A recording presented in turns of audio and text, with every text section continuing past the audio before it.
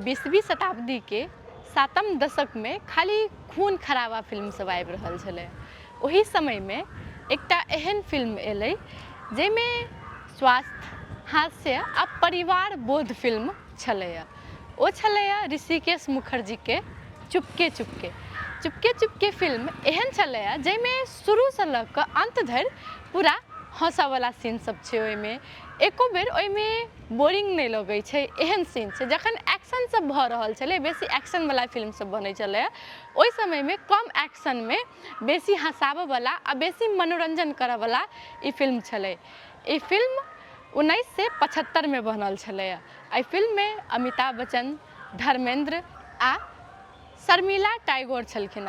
जैमे ई फिल्म धर्मेंद्र आ शर्मिला टैगोर जैमे ओ सब सुलेखा आ परिवल के रोल लेने छलखिन, जैमे हुनका सबके पूरा जते फिल्म छै हुनका दुनू पर ज़्यादा फोकस कयल गेल छलै।